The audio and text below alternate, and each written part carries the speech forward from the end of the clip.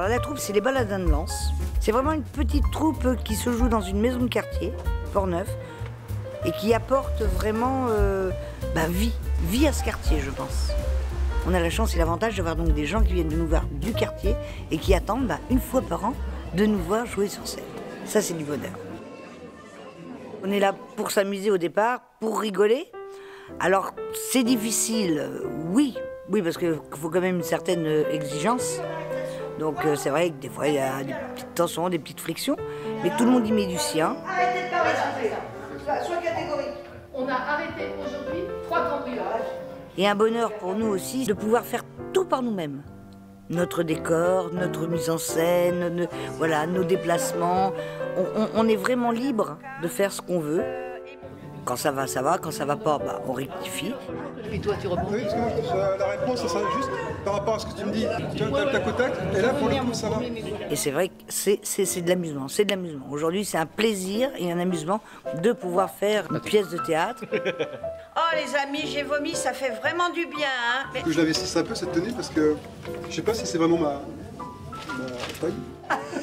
Il nous manque derrière le rideau. C'est pas mon petit parapluie. Tout a été fait intégralement par les comédiens. Ce canapé, on l'a acheté pour 5 €.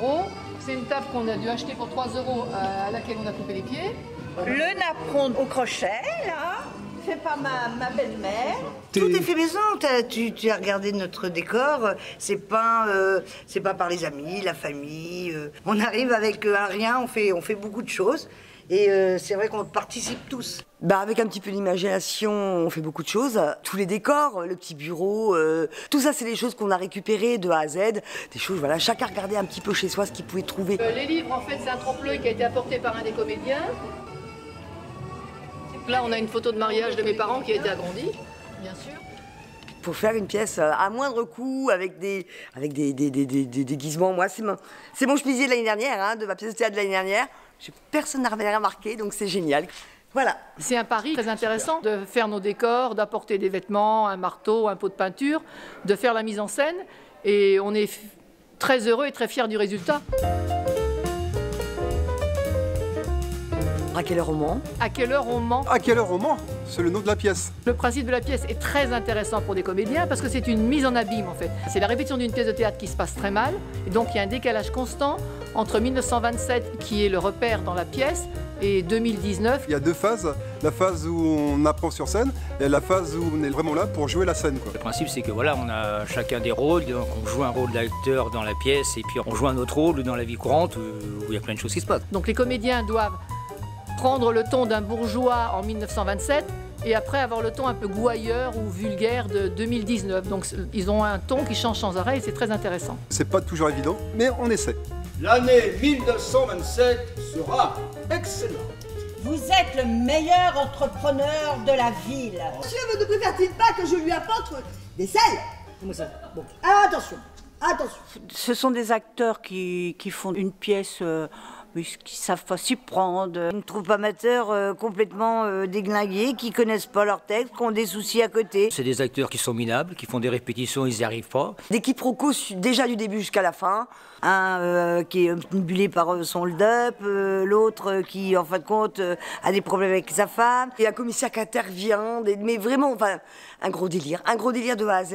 Il y a des voleurs sur scène, je dois interroger les comédiens. Allez! Mais qu'est-ce qu'il raconte, Allez, ça là? installez-vous. Qu'est-ce qu'il raconte? Quand elle était bébé, Oui.